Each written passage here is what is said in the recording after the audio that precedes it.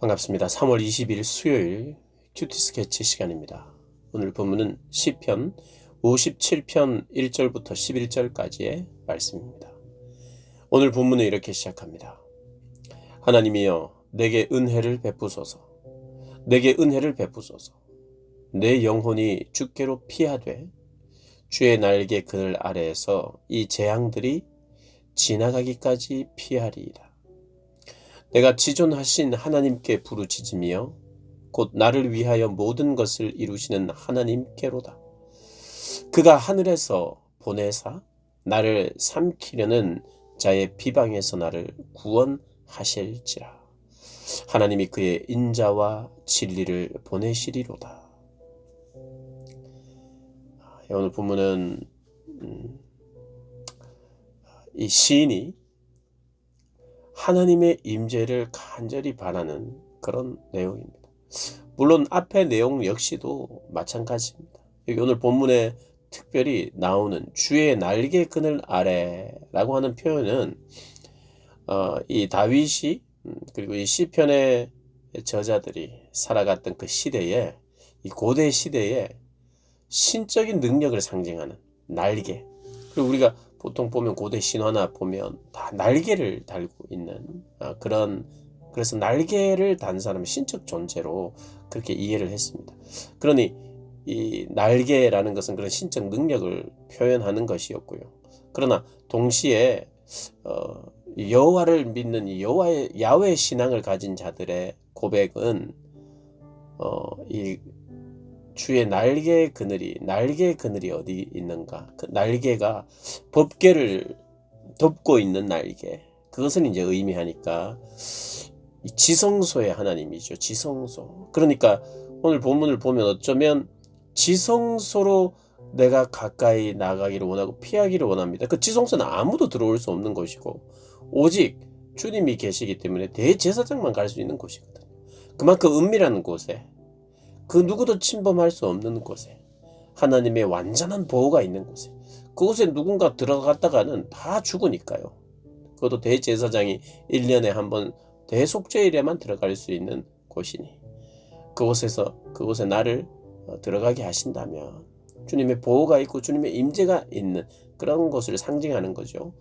또 곧 성전이라고도 말할 수 있는 거죠. 그러니까 우리가 주의 날개 그늘 아래 나를 품어달라라고 하는 것은 하나님의 임재 앞에, 그 하나님의 임재와 보호가 어느 정도냐 하면 지성소의 하나님의 그런 보호와 인도라고 우리가 생각하면서 이 시편을 기억하고 또 노래를 할 때 노래한다면 그 의미가 더 깊어지겠죠. 주의 날개 아래라는 것이 그런 의미입니다. 그곳에서 이 재앙들이 지나갈 때까지 내가 피하고 싶습니다. 나를 피하게 해주십시오 라고 말하는 거죠. 그러면서 3절에 그가 2절에 내가 지존하신 하나님께 부르짖으며 곧 나를 위하여 모든 것을 이루시는 하나님께로다. 그가 하늘에서 보내사 나를 삼키려는 자의 비방에서 나를 구원하실지라. 인간의 모든 회방들을 이길 수 있는 능력을 하늘에서부터 보내달라. 하나님이 그의 인자와 진리를 보내시리로다. 하늘에서 보내시는 하나님의 그 능력은 뭔가? 단지 힘만, 그것을 대항할 수 있는 힘, 이게 아니라 하나님이 그의 인자와 진리, 당신의 사랑과 진리, 정의, 이런 것을 함께 보내신다. 그분의 사랑과 그분의 정의로 물리쳐주는, 그러니 그냥 심판, 칼만, 힘만 이렇게 내보내주시는 것이 아니라 그분의 사랑, 보호, 또 이 모든 상황을 이길 만한 그런 진리, 정의를 그렇게 보내주신다. 하나님의 말씀을 보내주신다. 은혜를 보내주신다. 이렇게 이해하면 되겠죠.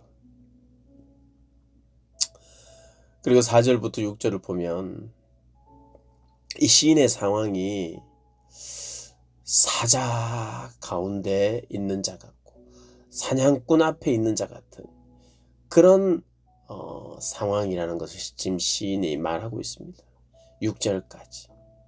이런 상황 속에서 재앙 가운데서 하나님께 나아가고 사자와 사냥꾼 앞에 던져진 자신의 처지를 놓고 하나님 앞에 간구를 하는데, 우리가 정말 잘 아는 본문이 나옵니다. 7절에 하나님이여 내 마음이 확정되었고 내 마음이 확정되었사오니 내가 노래하고 내가 찬송하리이다. 나는 노래하겠답니다. 내 마음은 확정됐다는 거예요. 여러분, 노래는 언제 할 수 있습니까? 즐거울 때 할 수 있는 거죠. 다윗의 상황이 어떤 상황이라고요? 재앙 가운데, 그리고 사자 가운데 던져진 자라는 느낌이 있는 그때 나는 노래하겠다는 거예요. 이건 역설입니다. 노래할 수 없는 상황이에요. 그런데 노래하겠다는 거예요. 그 노래할 수 있는 이유는 하나님 때문이라는 겁니다. 하나님이 나에게 소망을 주시는 분이니까 하나님께 내 믿음을 드리겠다는 말입니다. 내 믿음의 표현이 이거예요. 하나님, 나는 노래하겠습니다. 하나님을 신뢰하며 찬양하겠습니다. 어떤 고난이 있어도 하나님 한 분만 바라보겠습니다. 라고 지금 고백하는 거예요. 이것은 참 대단한 믿음이기도 하지만요, 어떻게 보면 그것이 최선이에요. 최선. 믿음 좋은 사람만 하는 고백이 아니라 그렇게 하지 않고 있으면 다윗도 미치는 겁니다. 폐인이 되어버릴 수밖에 없고 그의 삶을 포기할 수밖에 없어요. 다윗에게도 최선의 선택입니다. 그의 신앙이 참 좋다라고도 말할 수 있지만 그의 입장에서는 이게 최선이에요. 내 상황이 변하지 않아도 저는 노래할 것입니다. 하나님만 붙들 것입니다. 그래서 나는 새벽을 깨우겠습니다. 그 다음 9절, 10절, 11절을 보면 이 본문도 우리가 잘 아는 본문이죠. 주여 내가 만민 중에서 주께 감사하오며 문나라 중에서 주를 찬송하리이다. 난 노래하겠습니다. 이것은 개인적인 하나의 노래, 자기의 노래 같아요. 이런 어려운 상황 속에서도 난 내 마음은 확정이 됐는데 뭐냐면 내가 노래하고 내가 찬송하겠다는 거. 그냥 개인적인 어떤 것에 그치는 것 같아요. 그런데 9절로 넘어가니까 이렇게 합니다. 저는 내가 하나님 앞에 나 혼자 찬양하지 않겠습니다. 만민 앞에서 찬양하겠습니다. 응답의 역사를 자랑하겠습니다. 어떤 면에서는 믿음의 고백에 굉장히 하나님이 내 삶을 통해서 하나님 당신이 드러나실 수 있습니다. 저는 만방에 하나님을 자랑할 것입니다 라고 고백하는 거예요. 그러니 하나님이 안 들어주실 수도 없는 그런 복된 고백을 하고 있죠. 온 세상을, 나를 깨울 뿐만 아니라 온 세상을 깨울 수 있는 사람 되기를 원합니다. 나를 깨워주시기만 한다면, 나를 세워주시기만 한다면, 나를 회복시켜 주시기만 한다면 당신의 이름이 얼마나 높고 위대한지를 나는 찬양하겠습니다. 만민 가운데 주여 내가 만민 중에서 주께 감사하오며 문나라 중에서 주를 찬송하리이다. 무릇 주의 인자는 커서 하늘에 미치고 주의 진리는 궁창에 이르나니 하나님이여 주는 하늘 위에 높이 들리시며 주의 영광이 온 세계 위에 높아지기를 원하나이다. 사랑하는 여러분, 우리는요 하나님이 나에게만 좋은 분이 아니에요. 그리고 내가 하나님을 사랑하고 하나님께 예배해서 하나님과 나만 듣는 예배의 관계, 그런 게 아닙니다. 우리의 고백이 만민이 듣는, 그래서 우리의 신앙은요 하나님 앞에서만 고백하는 게 아니에요. 사람들 앞에서도 공개적으로 공식적으로 고백할 수 있어야 돼요. 나는 하나님을 사랑하는 자입니다. 나는 하나님을 사랑하는 자예요 하고 그냥 조용히 그냥 나만 알면 되지, 그게 아니고 언제나 우리의 삶을 통해서 하나님 영광 받으셔야 되는 거예요. 우리가 하나님의 빛을 비춰야 되는 존재잖아요. 그런데 지금 내 어려운 상황 때문에 내가 힘든 것도 내 힘든 것이지만 내가 그것을 감당하지 못하는 사람이 되니 하나님께 내가 힘듭니다 구원해 주소서. 그리고 내가 힘들어서 하나님의 이름을 만방에 알리기에 힘든 상황이 되었습니다. 대적자들이 있습니다. 그걸 막아버립니다. 그렇게 고백하는 거예요.